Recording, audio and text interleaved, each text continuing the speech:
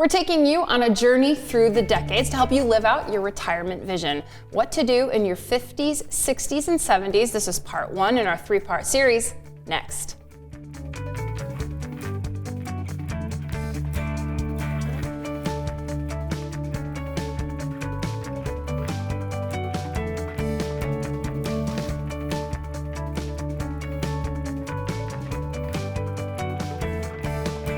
Welcome to Retiring Today. I'm here with Chawn, Honkomp, and Loren Merkle. They're both certified financial planners and certified financial fiduciaries. Chawn is also a CPA. So guys, this is the first in our 3-part series. We're going through the decades, the 50s, the 60s, and the 70s. And today what we want to talk about is retirement. Loren, we know that some people are looking at retirement in their 50s, a small percentage of people. Yeah, they certainly are, and I think that's an important distinction. This isn't about the 1950s, 60s, and 70s. This is about you wanting to retire somewhere between age 50 and 60, or 60 and 70, and 70 and beyond. And there's very specific steps that you have to take as you approach that retirement time frame, and that's what the show is about, is what can you do to help prepare yourself, put yourself in a better position to live out that retirement vision that you've been thinking about for many, many years. Yeah, and some people do like averages, so the numbers vary out there depending on what year you're born, but right now, the best I could find was that the average age right now that women retire is 62 and men 65. But Chawn, you've been helping people retire for a long time. You've helped people much younger and much older retire. Yeah, there's a lot of different aspirations. People have different goals, whether it's the voluntary goals of just committing to those plans when you're younger, or maybe involuntary factors come into play where you might be driven to retire in your 50s, even if that isn't exactly your plan. So there's some of both of that. So some people, again, really enjoy their careers. They want to work a long time. Others want to get to that retirement stage of life as soon as they can. Okay, so first let's talk a little bit about if you want to retire in your 50s, what to do. But if you're listening and going, no, I'm working longer than the 50s, don't worry, because when you're in your 50s, it's a big decade for you. There are decisions you have to make. You kind of maybe got that red zone to retirement. You're kind of thinking about the next 10 years. So we'll have some great action steps for you as well. But first, let's talk about if you want to retire in your 50s. Chawn, did you run track in high school? I ran a little bit of track. Okay, I know you stole a lot of bases in baseball. I remember reading about some Maquoketa Valley games where you stole a lot of bases, but we've got a bit of a track analogy, because if you do want to retire in your 50s, it can be done, but there are some hurdles that you might face. Yeah, you're not just going to wake up and all of a sudden be ready to retire at a younger age than what most people do. So if you have that goal of 50s, there's going to be some things that you need to be aware of. There's going to be some things that we need to address. So if you have that plan, it comes down to you've got to commit to it. You've got to know that that's a goal that you have several years in advance. But as you get to that stage of life, there's going to be some things. So as you mentioned, Molly, there's going to be some hurdles. There's things that we've got to be aware of and plan for and factor into that plan to retire at a younger age. One of the hurdles is going to be Social Security. You're well aware that Social Security, the first age you can elect it is age 62. So if you work until 62, you're going to have that opportunity to make that decision right away. But if you retire in your 50s, now you've got a longer time frame before that potential guaranteed income benefit is there for you.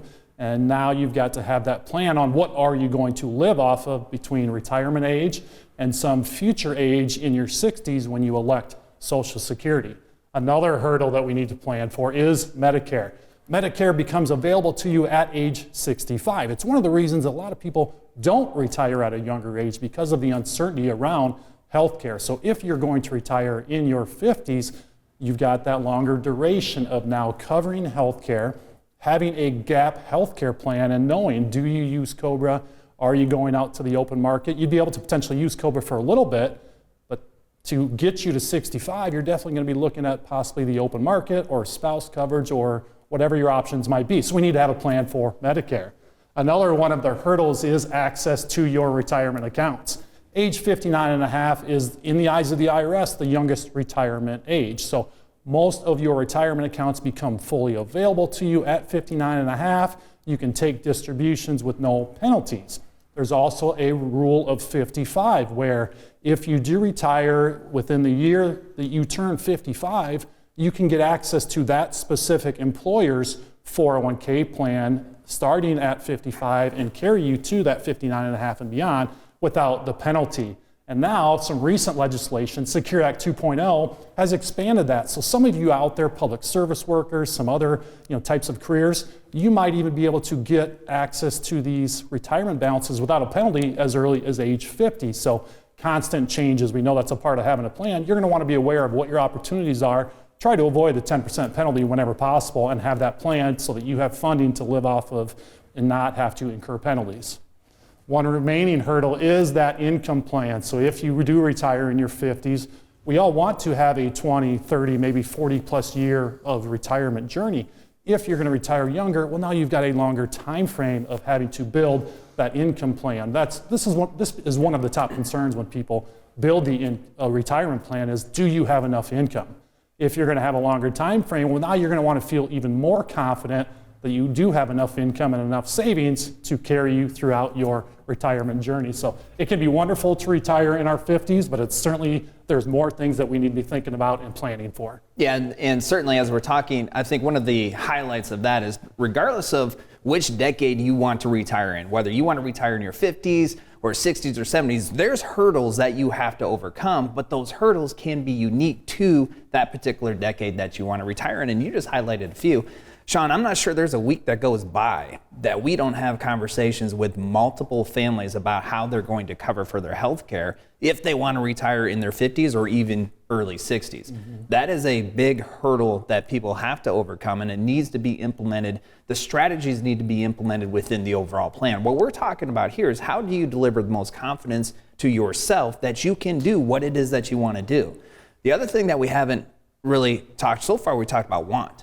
Right? What if you want to retire in your 50s? But we've seen just recently in this increasing interest rate environment how people have had to make the intentional decision, even though they didn't want to retire, but they chose to retire for financial reasons. One of the things, if you have a pension, you're probably aware of this. When you have a pension, you can take the annuity payment, the monthly payment for the rest of your life, or a lot of the pensions today will have a lump sum value. Well, that lump sum value, a lot of you have seen decrease because of the increasing interest rate. And there's one family in particular that I can remember quite well. Recently, he chose to retire at age 58, even though he wasn't going to retire until somewhere around 62, because the lump sum pension value that he was able to get decreased or would have decreased by close to 30% if he would have waited until the plan. So sometimes your retirement plans will change, not because you want them to, but due to exterior factors, in this case, economical factors, but it could also be health reasons too. Great information for those who might want to retire in their 50s, but maybe you've got your sights set on another decade. So right now, some action steps for those people. Chawn, let's put ourselves in the mindset of people in their 50s. A lot of times they're still, may have kids at home, maybe have kids in college, mortgage payments, still trying to save for retirement. What are some maybe like general tips there when you're in your 50s? It's that decade where maybe you still have some of that, but others might be starting to see less of that as well. So your cash flow needs, your expenses, it's an age in your 50s where you might start seeing some changes. But one important thing to do is to continue saving. You've been saving for all of your life. Whatever your retirement goals might be, you do need to continue saving, utilizing those 401k plans, saving in your IRAs, being intentional about how you're investing those funds as you save them, do it in the right tax manner, whether we're pre-tax, Roth. You want to still continue to have that plan and start to be more intentional about it. You're getting closer to retirement every day, and the volatility, the exposure that you have in the markets, it's going to start meaning more to you. We have less time in front of us.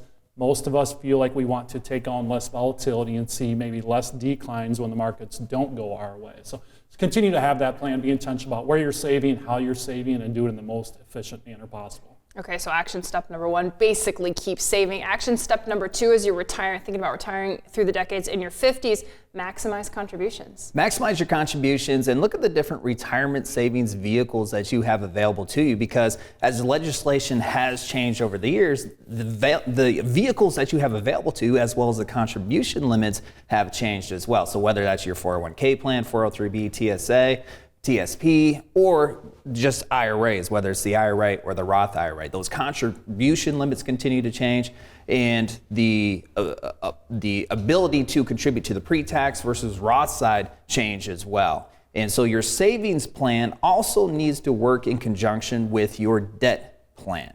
Because in your 50s, a lot of times you're really decreasing the amount of debt that you have as you're preparing to go into that time frame when you're not going to have the W-2 income. So there's a conundrum sometimes between how much should I be paying towards debt versus how much should I be increasing my overall retirement savings. So if you don't have an itemization of your debt, itemize your debt and then have a debt repayment plan that works really well and is intertangled with your contribution plan, your savings plan. Yeah, visibility to your cash is critical. We see some individuals that are really strong at it, others that are just reacting to what's going on there. But having a cash flow statement, knowing where all your money's going, that's a big factor so that you can make these intentional decisions about how much can I save. And these numbers keep changing, right? The catch-up contribution is $1,000 over here. It's $7,500 over here. There's a lot of moving pieces. So people do get lost. They don't necessarily know that they have the Roth. They don't know that they can save more. Yeah, and the more you feel prepared as you're going into this time frame of retiring, the better you're going to feel, the happier, the more content, the more confident you're going to feel. And if you see your savings plan written out and your debt repayment plan written out and it works together, and you can see how your debt is going to go down to zero or to a much more manageable place when you don't have a W-2, you're going to feel a whole lot better about the prospects of giving up the W-2 and doing all the things that you want to do in retirement. And another action step I think you can take in your 50s is to get information. A great way to start learning about all of the decisions you'll be making, whether you want to retire in your 50s, 60s, or 70s, is our Journey to Retirement workshop. That's an online workshop that we're going to talk about throughout the show, but we're going to give you the information on your screen right now so you can start thinking about a way to learn all about your journey to retirement. We'll continue talking about what to do in your 50s next.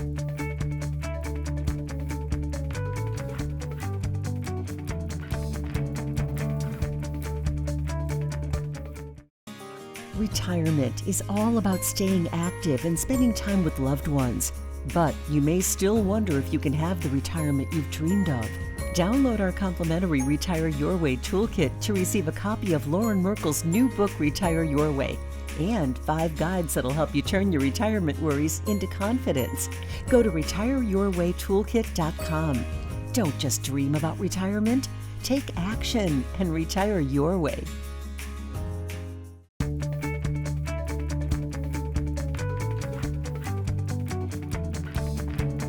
Welcome back to Retiring Today. We want to go back to those catch-up contributions because, guys, there's some important numbers that people should know about. And like a lot of things in Washington and the rules that lawmakers and the IRS make, things are changing. Things are changing. One of the brand new things once you obtain your 50s is you can actually contribute more to your retirement accounts than what you could sub 50. Take the 401k plan as an example. You have a catch-up contribution for last year it was $6,500. For 2023 it's $7,500.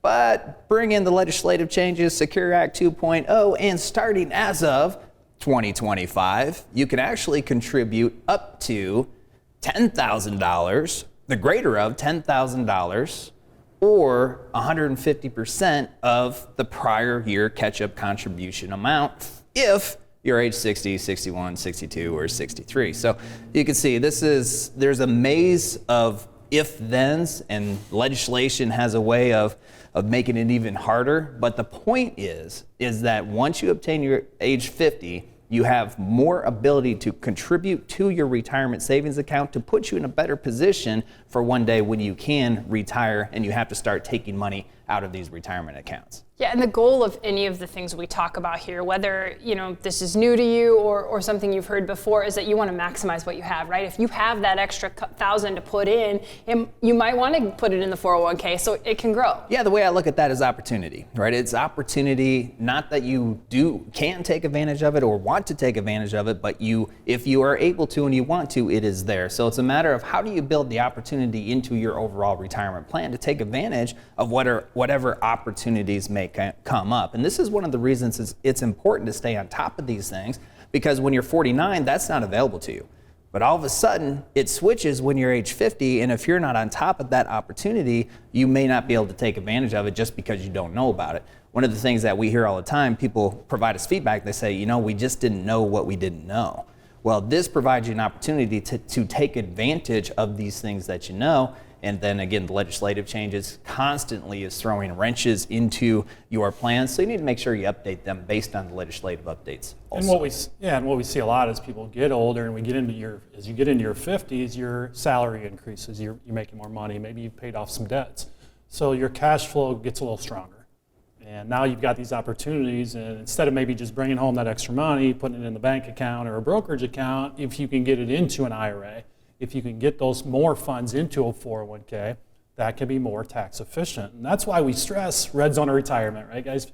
Within 10 years of retirement, the sooner you can put a plan in place, the sooner you can start thinking about all these aspects and components and make sure you're feeling really confident that you're making the best decisions for that overall plan. Okay, so we promised action steps. Action step number 3 is understand risk. And I want to put a parenthesis around this too. I think as the common investor, you don't have to understand risk, but maybe you want to talk to somebody who can help you get an idea of the risk you're taking with your money. And in your 50s, this is where you have to become much more intentional with the risk that you're taking and the portfolio construction that you use. When you were 40 years old, take 2008 as an example. If you're in your 40s in 2008, you lost 30, 40, 50%. Yeah, it hurt, but you weren't within 10 years of retiring and needing to take this money out. In your 50s, when you go through those bad times in the market, and by the way, we go through bad times all the way, on average every 5 to 6 years we go through a recession, so you will see many downtimes in the market pre-retirement and throughout the course of your 20 to 30 year retirement. So you have to be prepared for it. And number 1 is understand how much risk you are taking in your portfolio and make sure you're comfortable with it. So when we do go through the bad times, you know you have confidence it's not going to disrupt what you're trying to do from an overall retirement income standpoint. And what we try to stress is control. We know we can't control the stock markets. We know they're going to go up and they're going to go down in different years. We're going to have really good times, really bad times. So what we try to focus on is helping you be more intentional. We help our families that we work with try to give you more information, help you be more intentional about knowing exactly how much risk you're taking, having a better sense of how much exposure you have with your overall portfolio based on how you're investing and how much risk you're taking. And Loren, sometimes people have to rethink the old way of thinking. Yeah, what got you to the place you are isn't necessarily what's going to take you through the next phase of your life. And that's what I'm going to demonstrate up here on the board is when we talk about portfolio construction.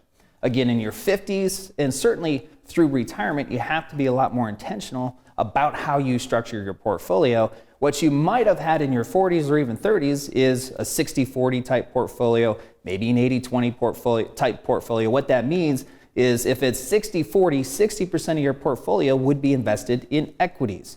40% of your portfolio might be invested in fixed income. That's the old traditional tried type of portfolio construction. However, once you're in the pre-retirement phase, say your 50s or beyond, now you can't just have a 60-40 type portfolio. Take 2008 as an example. The average 60-40 portfolio in 2008 was down about 26%. If you're 2 years away from retiring, needing to take income out of it, that's not the experience that you want to go through, which is why in 2008, many people had to come out of retirement or change their retirement plans based on what took place in their overall portfolio. Let's just go back to last year, 2022. 2022, the average 60-40 portfolio was down about 17%. Again, not the experience that you want to go through. This is what the 60-40 portfolio would look like. This is what you're accustomed to. You have the 40% maybe in fixed income. You have the 60% that's invested in equities. So we have to be more intentional. Maybe you shouldn't have the 40% in the fixed income. Maybe you should have closer to 50%, and maybe your equity exposure should be closer to 50%. Or maybe you should be more of a 70-30. But regardless of whether you're 70-30, 60-40, 50-50, we also know, based on portfolio construction methods today, we have to have alternative investments within your portfolio.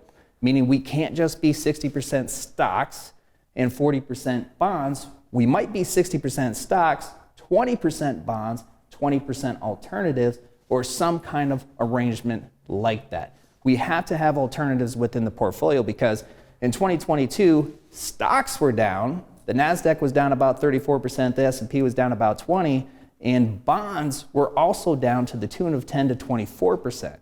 So if all you have is stocks and bonds, your portfolio does not have a chance to resist those downsides. And again, when you're in your 50s, on the doorsteps of retiring, that's the experience that you don't want. And we have to make sure that we're truly diversified, which the old tried and true way of stocks and bonds, 60-40, doesn't give pre-retirees the experience that they want.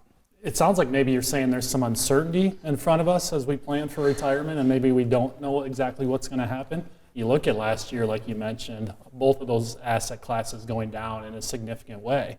What is that impact? It's that uncertainty, it's that unknown. We don't necessarily know what that retirement year is going to look like, and we know it can happen again. So having, being more confident, comfortable with those decisions we make, that's a big part of what we help focus on with the families we're working with. Yeah, and the whole goal of creating a retirement plan, which includes an intentional investment plan, is to decrease that uncertainty, decrease the uncertainty of the things that we can't control. We can't control legislation, we can't control what the markets do, but if we can increase or really focus on the things we can control, like proper retirement portfolio construction, being knowledgeable about legislative changes and how to implement that within the plan, it can increase your confidence because it can decrease the uncertainty by the increased focus of the things that we can control. Yeah, and for a lot of people, what they're doing in their 50s is getting ready to think about retirement, right? So they're trying to get as much as they can in there, because then in your 60s, or some people 70s, you're going to turn all this into retirement income. So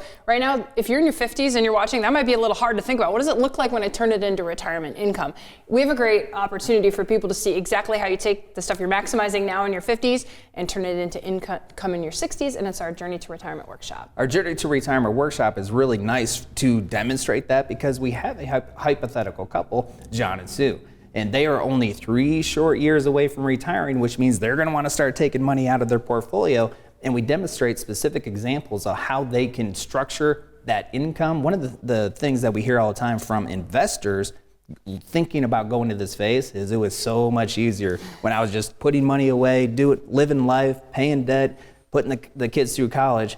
But now I'm thinking about taking money out of it. It's much more complex. So through the Journey to Retirement workshop, you can see some real strategies that John and Sue use to help alleviate that concern and increase their confidence and income level. Okay, on your screen right now is the information about the Journey to Retirement workshop. It's an online workshop. You can watch it at home. You can watch it, I don't know, in the office, on a break. Wherever you'd like to watch this Journey to Retirement workshop, see how John and Sue turn what they've worked so hard to save into retirement income and live out their retirement vision. We'll talk a little bit more about the details of the Journey to Retirement workshop, but don't worry, we've still got some more action steps. If you are in your 50s, what you should do to live out your retirement vision. Next.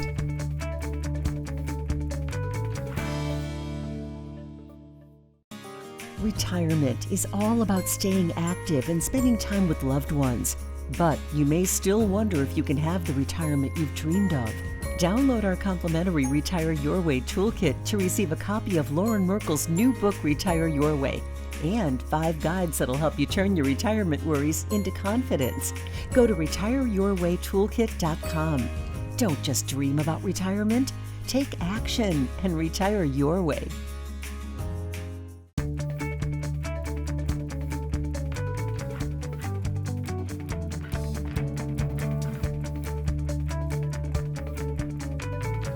Okay, we're talking about some action steps, things you can do in your 50s to live out your retirement vision. Our CPA, of course, you're thinking about taxes. Everybody wants to pay the least amount in taxes possible. Do your civic duty, pay the amount you have to, but let's not pay extra. If you retire younger, it gives you a little more control, more options. Think about RMDs. RMDs used to be 70.5. They used to be 72. Now they're 73. And potentially all the way out till 75. So if you're retiring in your 50s, that's going to give you more time to be more in control and pay taxes on your schedule, your tax plan, and not be at the mercy of whatever the IRS might choose to do. Yeah, and I think whether you're retiring in your 50s or at least start planning in your 50s, you're going to put yourself in a better tax position the sooner you start having a tax conversation with a trusted retirement planner and, of course, a CPA. Yes, absolutely. And that's part of why we spend so much time talking about taxes, because most people's retirement tax bill is way bigger than you ever imagined. And the only way you're going to be able to decrease that is by paying specific attention to your tax bill and then strategies to implement to affect it. Okay, retiring through the decades in your 50s, action step number 5. This is my favorite one. Start dreaming. This is the fun part of retirement. This is what it's all about. Start dreaming, continue dreaming, really refine what your retirement dream is. That's in a lot of ways the motivation to continue doing what it is that you're doing. Finalize these last few steps to really make yourself feel prepared as you're making this transition from the working world to the retirement world. And for a lot of people, the dreaming is the easy part, but now what do I do? How do I get started? What is my tax implication? That's the part that's a little harder to nail down. So to see this play out for somebody else, I think to see exactly what decisions they have to make, to kind of sit down and go, oh, this is what's coming, can be really helpful as you get ready to live out your retirement vision. It certainly can, and that's why we put together the Journey to Retirement online workshop, so people can really get a visual of some of these strategies that we talk about and how you can actually apply these strategies to your life and your retirement plan. Because we talk about John and Sue, and in the vein of taxes, we show how they can save 6 figures on their retirement tax bill. That's big. Figures just on their retirement tax bill, and we take you through their pre-retirement retirement journey through each one of the 5 financial components of the retirement plan to give you a better idea of how you can implement your strategies to make your retirement the best. Okay, to see this all play out, here's what you need to do. There's a website on the screen right now. There's a QR code. You can grab your phone, open up the camera, hover over the QR code you'll go to a website. There you'll choose a time and date that works best for you. You'll sign up for our Journey to Retirement workshop. Once you sign up, you're going to get a kit. It's going to have a workbook. You can open up that workbook and follow along as you learn about all of the details that go into living out your retirement vision. This has just been part 1 of our Retiring Through the Decades. Tune in to see what happens in your 60s and 70s. Thanks for watching.